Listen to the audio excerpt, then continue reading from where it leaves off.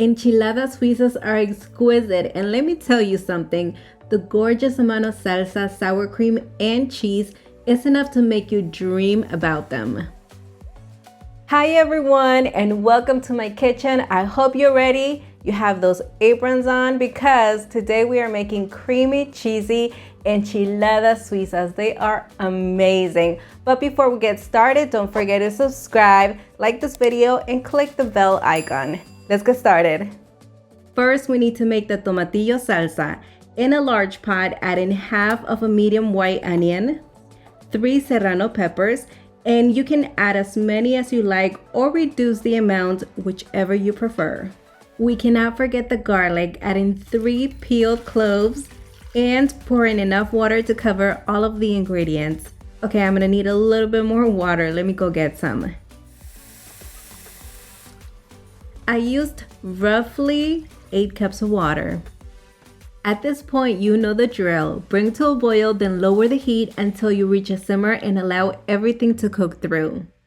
When the serranos begin to change to an olive green pale color and the onion has softened, add 2 pounds of rinsed tomatillos and allow them to cook just until they turn a pale color as well.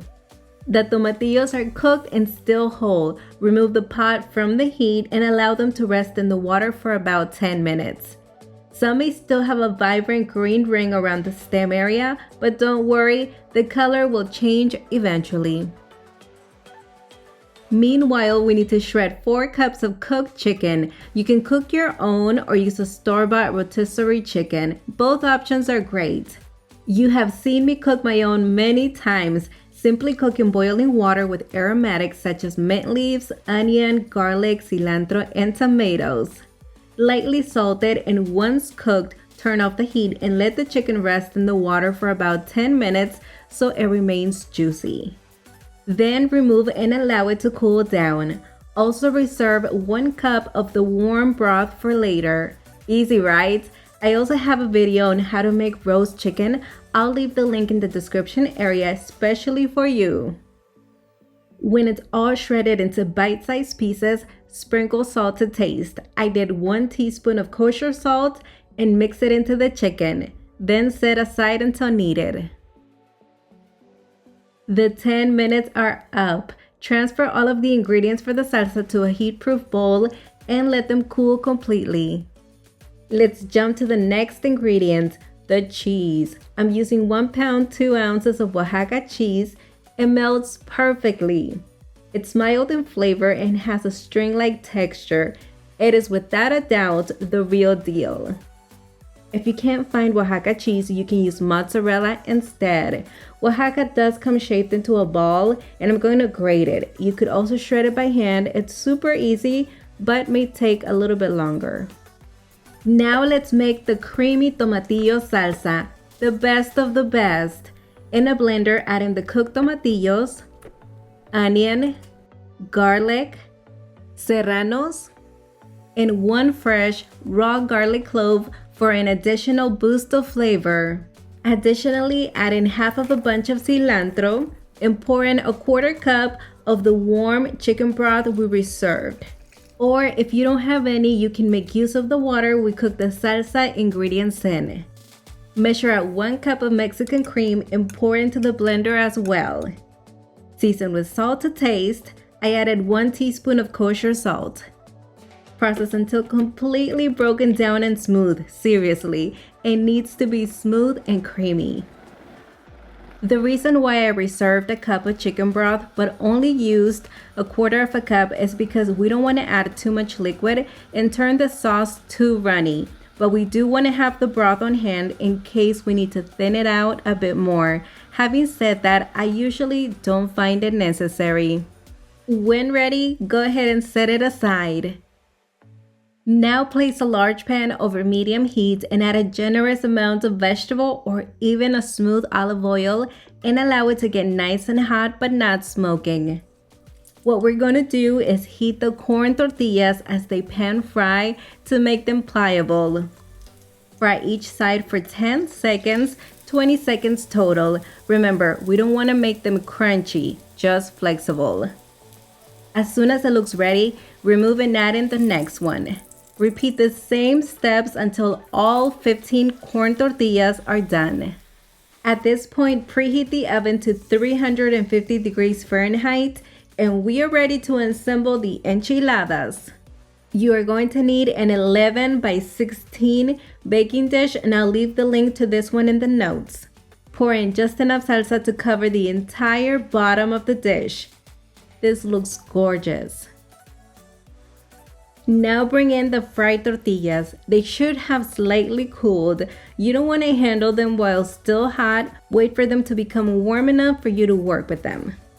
Arrange a generous amount of the shredded chicken close to the edge of the tortilla like so.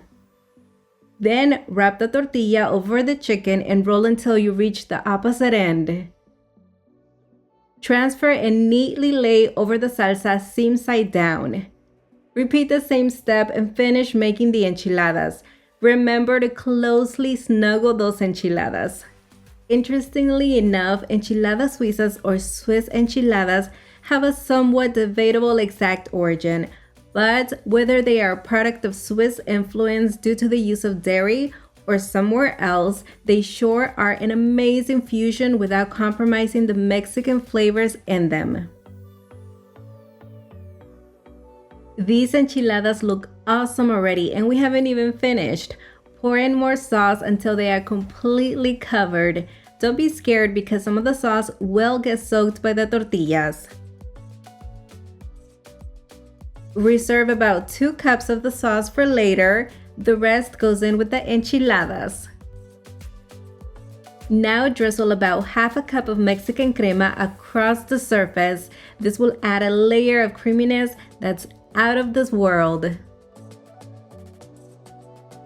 Sprinkle the grated Oaxaca cheese evenly over the enchiladas, ensuring it covers the entire surface. The oven is nice and hot. Transfer the dish to the center rack. We need to leave it in there for about 10 to 15 minutes until the cheese melts completely and the enchiladas reheat. When the cheese has melted, turn on the broiler on high and let the cheesy surface develop gorgeous golden brown spots. It'll take about 3 minutes. Then remove from the oven as soon as they look ready. Look at the sauce peeking along the edges as the cheese bubbles. This is irresistible. I hope you are ready to be blown away. To plate, spoon some of the salsa we reserved onto the center of the plate. The only thing left to do is to transfer these cheesy, creamy enchiladas over the salsa. Can we talk about how great these look? Every single ingredient works together to make such an incredible masterpiece. Now that the enchiladas suizas are done, it is time to taste.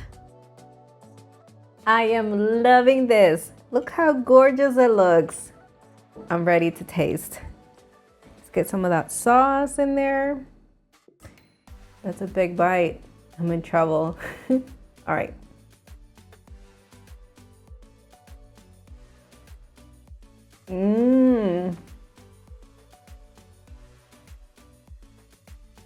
This tastes amazing.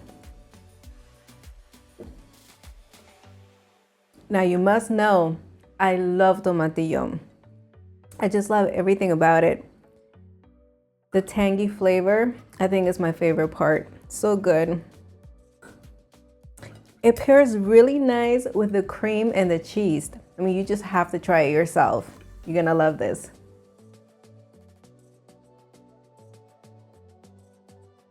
I'm so happy. I'm so happy. I really hope you're getting all of the ingredients together, or at least thinking about going out and getting them, because this is a must try. I really hope you enjoyed this recipe. Remember that you can follow me on all of my social media platforms. Thank you so much for your continued support, and until the next one.